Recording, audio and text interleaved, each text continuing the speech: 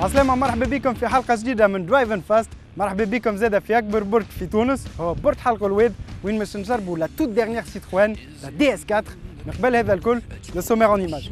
اليوم حلقة خاصة avec l'essai complet de cette DS4, mais aussi un reportage très sportif au cœur des courses d'endurance, suivi d'un interview exclusif du président de la Fédération internationale de l'automobile, Jean Todt, de visite en Tunisie. وكالعادة باش تعرفوا كل شيء على l'actualité automobile في تونس وفي العالم avec les news de la semaine. Voici en image la toute dernière Fiat Panda. Elle est de نفس الفورمة مع الباندا القديمة puisqu'il s'agit plus d'un facelift extérieur et intérieur, même si c'est un nouveau modèle. من البرا نلقاو دونك ضوء جديد من القدام ومن التالي, beaucoup plus séduisant avec une face avant bien plus sympathique.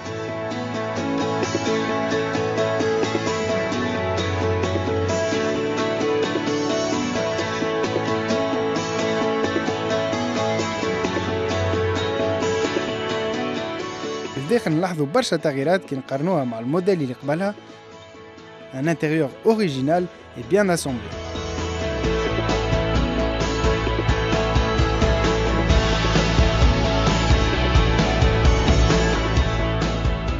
الكهرباء واسعة malgré son petit gabarit. في الوقت الحاضر دار فيات في تونس ماهيش ناوية تسوقها، أما شكون يعرف. نقضوا في تونس وين دار مازدا هي جابت لنا دو نوفو موديل في سوق السيارات.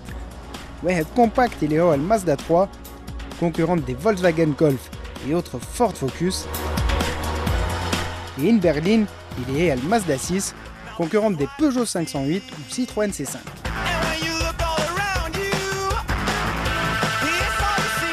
Jusqu'à بجد donc à laisser très prochainement في Drive and Fast.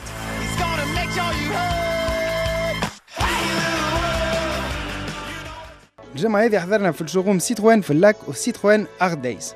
Comme chaque année depuis maintenant 3 ans, le showroom voilà une galerie d'art l'espace d'une semaine au profit de l'association d'assistance aux grands handicapés à domicile.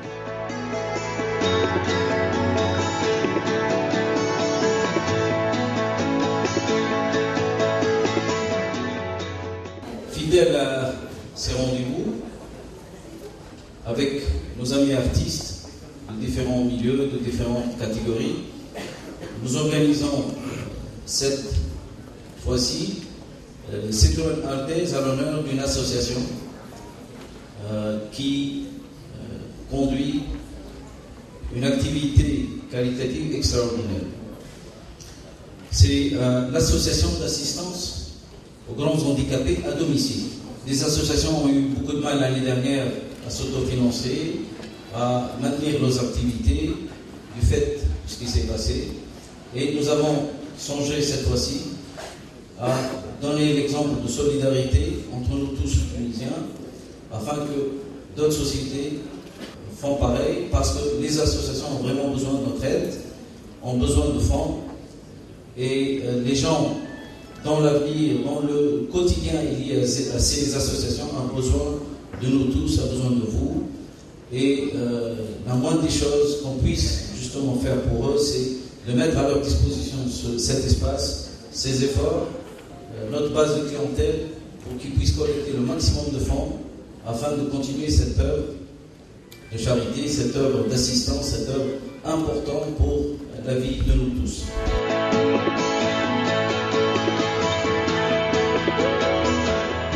On a donc diverses œuvres d'art, sculptures, peintures, photos destinées à être vendues pour cotiser des fonds. Une très belle initiative et l'occasion aussi de voir de plus près les dernières nouveautés de la marque, dont la DS4 que nous avons eu le plaisir d'essayer.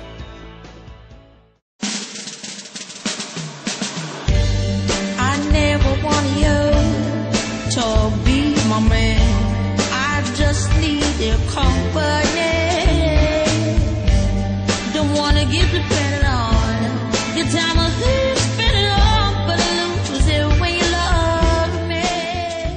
بعد الدي اس 3 هيختها الكبيرة الدي اس 4 اللي باش نكتشفوها dans les moindres détails. الدي اس 4 هذه خلت نفس الفورمول مع الدي اس 3 اللي هي كهرباء chic avec un design séduisant et une finition en progrès, نفس l'objectif اللي هو concurrencer enfin les allemandes références dans les voitures premium. It's not a movie, this is not a script to proofread. I spit some untruths to dumb fools or groupies. Fun to punctuate, pronunciate the funds I make a monster take. Put in your face, oh my mistake, you not a floozy. نلقاو donc un design très soigné au fino برشا avec une grande calandre chromée. فوق منها le fameux logo DS pour différentes spirits, هو l'esprit différent. وموجود زادا كيما على DS3 ضوء بالديود très discret ici. With a twist, will I marry again? Maybe I guess I hold a lady interest I just met. The love scholar, she the teacher's pet. عجنب نلاحظوا اللي الكهرباء عالية أعلى من آخر سيتروين سي 4 اللي عندها معها نفس البلاتفورم أما مش نفس الديزاين puisque نلقاو une ligne très fluide مخدومة برشا بالأخص au niveau des ailes avec un très bel espace vitré entouré de chrome اللي يزيد في l'aspect chic de la voiture.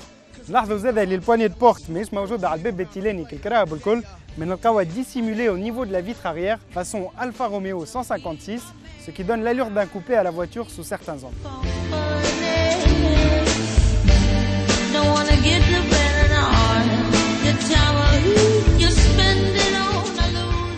بالتالي on retrouve le travail dans la carrosserie في البار-choc وفي البوكلييه اللي مخدومين برشا هما زاده والفلويديتي نتاع اللين بالضوء اللي يوفى على جنب الكرب.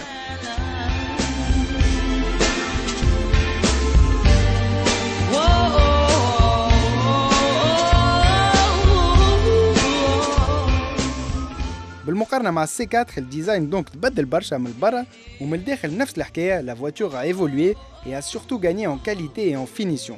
حتى كان الزوز كراها بيقربوا لبعضهم نحسوا اللي الفينيسيون تحسنت d'abord au niveau des plastiques de meilleure qualité في الكونسول centrale وفي الفلس et surtout avec ce cuir dans notre modèle d'essai.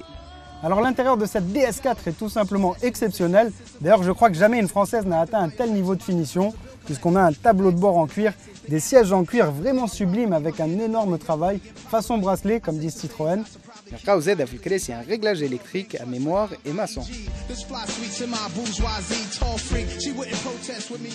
داخلين يضاوي c'est très lumineux, notre modèle étant équipé du pare-brise Zénith وين les pare-soleil يتجدوا التالي باش يزيدوا يضاويوا الكهرباء ويزيدوا يكبروا السيرفاس فيتري. Magnifique et innovant. L'instrumentation est claire avec la climatisation automatique, un très beau volant multifonction où on retrouve le fameux logo DS et 3 compteurs cylindriques qui m'a le DS3 اللي واضحين ومزيانين برشا avec un ordinateur de bord. مثل لي الضا موجود والبنكات مرتاحة بالأخص بالجلد هذا. مالوغوزمون حاجة بهتتنا هما جبابك التيلانين اللي ميتحلوش دوك من غير ما نلوجوا فلسة ولا كوموند ما فما حتى إمكانية باش نحلوهم خسارة. Côté chargement, on a un coffre كبير واسع avec une très bonne capacité et une banquette entièrement rabattable, 2 tiers, 1 tiers, avec au résultat bien sûr un plancher plat. Alcaïs, c'est made in Citroën, confort royal. Suspension Heila, Mfama Hataracha, la voiture est extrêmement stable, extrêmement confortable. Le comportement est même dynamique, le carabat kabesh في الكاس فاضل الديريكسيون نتاعها très précise بالاخص في الدورات وفي les accélérations وين عندها une excellente tenue de route. Notre modèle était équipé d'une motorisation diesel, le 1.6 litre HDI 110 chevaux, très silencieux pour un diesel من البرا ومن الداخل أكثر زادة grâce à la très bonne insonorisation de l'habitacle. A noter le détecteur d'angle mort très pratique au moment des manœuvres ou des dépassements.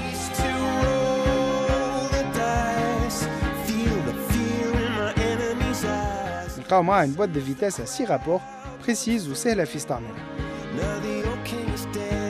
من ناحية الأسوام برشا أنواع موجودين دو فينيسيون سو شيك سبور شيك et 2 موتوريزاسيون واحدة إيسانس والأخرى ديزل اللي يبداو ب 52 مليون و 100 ألف.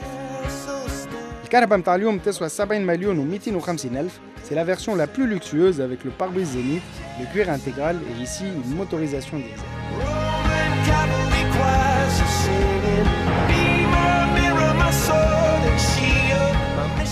L'esprit DS revit donc après la DS3 avec la DS4 qui rencontrera elle aussi certainement un succès mérité, un beau design, un intérieur de toute beauté et une excellente tenue de route.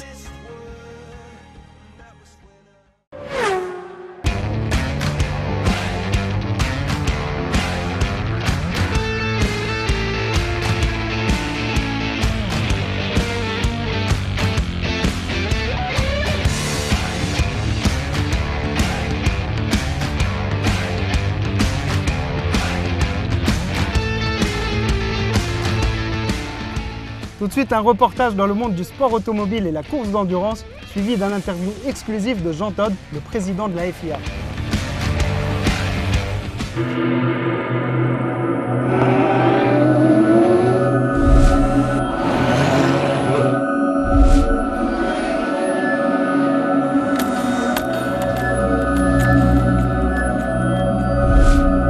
de tel que le stress de la course pour se mettre en condition.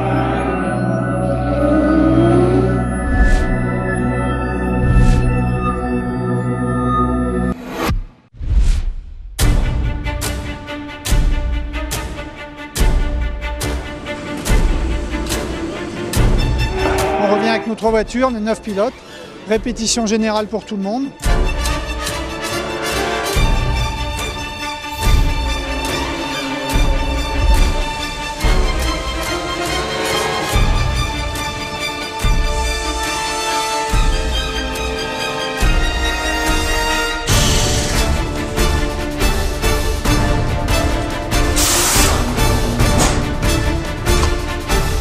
On est plus là pour bien se caler avec les coéquipiers, les ingénieurs, toute l'équipe pour qu'en fait on se mette dans une situation de course avec la pression.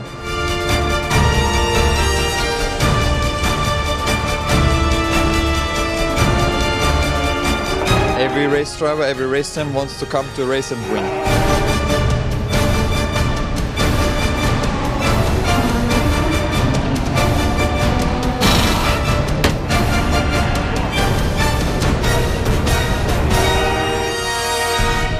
C'est l'occasion de rentrer encore plus dans la course et dans l'esprit des 24 heures.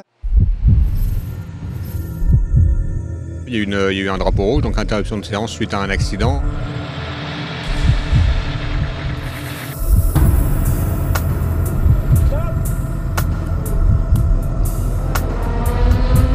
Accident suffisamment sérieux pour que la séance ne reparte pas.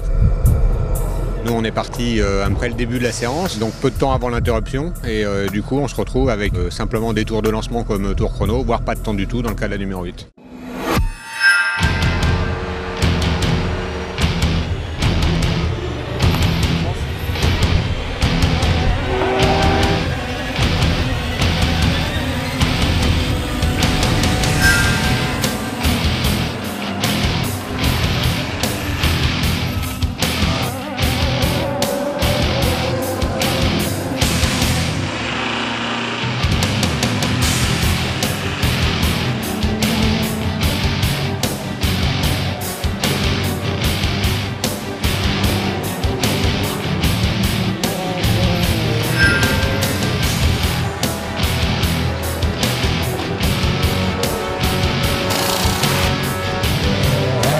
I put more and more pressure, so they done a few more mistakes, and then with a little bit of luck and a small amount of talent, I overtook them and I was very happy with that.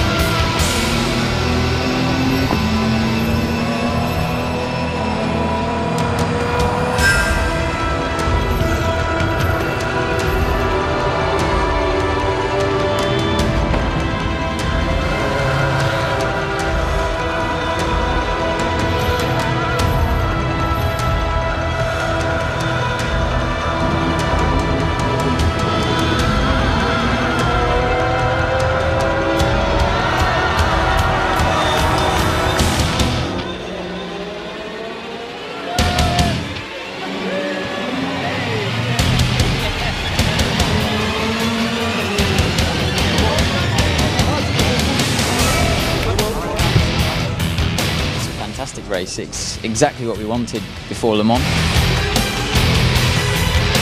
On acquiert de la confiance, une confiance tout à fait limitée et raisonnée, parce qu'on voit très bien que les écarts sont extrêmement faibles, qu'Audi est très perfo et que la course au Mans sera extrêmement disputée.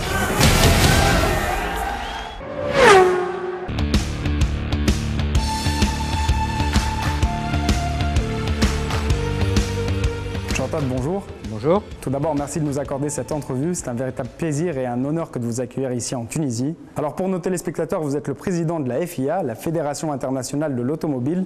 Mais vous êtes également à la tête d'un des plus beaux palmarès du sport automobile. 13 titres de champion du monde en Formule 1 avec la Scuderia Ferrari et Michael Schumacher. C'est également du rallye avec 4 titres de champion du monde. Et enfin de l'endurance avec 2 victoires aux célèbres 24 heures du Mans. Alors aujourd'hui, vous attaquez à nouveau à cette autre discipline majeure qu'est l'endurance, en lançant avec l'ACO un tout nouveau championnat du monde, le WEC. Pouvez-vous nous en dire davantage et pourquoi la création de ce championnat? En effet, mais ce qu'on pourrait dire aussi, c'est que je me suis intéressé au rallye raid. Oui. Et la Tunisie est un magnifique pays. Est un magnifique pays pour accueillir ce type d'épreuve. Et j'étais d'ailleurs venu à l'époque, à l'occasion du rallye raid en Tunisie, qu'on avait gagné à l'époque avec la 205 et la 405 Turbo 16. Et en fait, c'est ma dernière visite dans votre magnifique pays. Pourquoi le championnat du monde des voitures d'endurance? Eh bien, tout simplement parce que ça manquait dans l'organisation des différents championnats du monde dont la FIA est à l'origine. Donc, l'endurance avec des courses notamment comme les 24 heures du Mans, ce sont des courses historiques, emblématiques, avec des règlements extrêmement intéressants qui permettent l'utilisation de voitures avec des nouvelles technologies, avec des voitures, ces dernières années, ce sont des voitures avec des motorisations à diesel qui ont gagné. Là, on a mis en place un nouveau règlement à partir de 2014 avec des récupérations d'énergie extrêmement élaborées. Donc, c'était également un vrai banc d'essai pour les constructeurs. Malheureusement, cette année, il y a eu au dernier moment la décision de Peugeot de se retirer pour des raisons de problèmes économiques au niveau de leur groupe. Mais néanmoins, il y aura cette année la participation de Audi, la participation de Toyota qui revient. Nissan également. Il y a avec Nissan. un très beau prototype, Nissan, une très belle voiture. Je vois que vous suivez ça avec beaucoup d'intérêt. Et puis en 2014, il y a également le retour de Porsche. Donc, sans parler évidemment des équipes privées. Donc, un championnat passionnant. J'ai d'ailleurs participé, j'étais présent, plus que participé, j'étais présent lors de la première course qui était il y a une dizaine de jours aux 12 heures de Sebring. Justement, j'allais y venir puisque le 17 mars dernier, lors du lancement de ce tout nouveau championnat, je pense que vous avez fait plaisir à tous les fans d'endurance, car hasard du calendrier ou non, ce même week-end avait lieu le premier Grand Prix de Formule 1 de la saison dont on connaît la grande notoriété. Pourtant, vous avez choisi d'assister au lancement du WEC aux États-Unis plutôt que de la F1 à Melbourne en Australie. C'est un signe fort. Pourquoi ce choix? On pourrait dire aussi qu'au lieu d'être hier au Grand Prix de Malaisie, j'étais en visite officielle en tant que présidente de la FIA en Algérie, où j'ai passé du temps avec notre fédération sportive, avec le Touring Club d'Algérie. Et aujourd'hui, lundi, je suis en Tunisie avec mes amis de l'Automobile Club, avec mes amis du Touring Club, et puis avec le célèbre Chadlis Witten. Donc je participe à quelques courses de Formule 1 tous les ans. J'irai d'ailleurs au Grand Prix de Chine dans un peu plus de 15 jours. Ensuite, je participe également à des courses d'endurance, j'y suis présent, à des rallyes, j'étais au rallye de Monte-Carlo, j'étais à la première course du championnat du monde des voitures de tourisme à Monza, j'assisterai à une course du championnat du monde des voitures de grand tourisme, donc je regarde avec intérêt tout ce qui se passe dans la compétition automobile. Donc aujourd'hui vous êtes en Tunisie, justement qu'attendez-vous de cette visite et de notre pays en matière de sport automobile pour les années à venir? Alors, la FIA a en fait deux pylônes principaux. Un dont on parle actuellement, à savoir le sport automobile au niveau mondial, et où la FIA est le législateur et le régulateur du sport automobile à l'échelon mondial.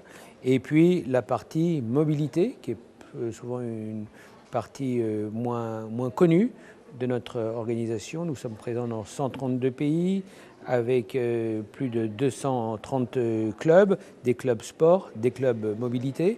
Donc j'en profite également pour rencontrer mes différents collègues des fédérations nationales, des clubs nationaux. Je rencontre les gouvernements, je rencontre différents organismes internationaux pour parler notamment de sécurité routière. La FIA soutient la décennie d'action pour la sécurité routière 2011-2020, qui est une initiative des Nations Unies.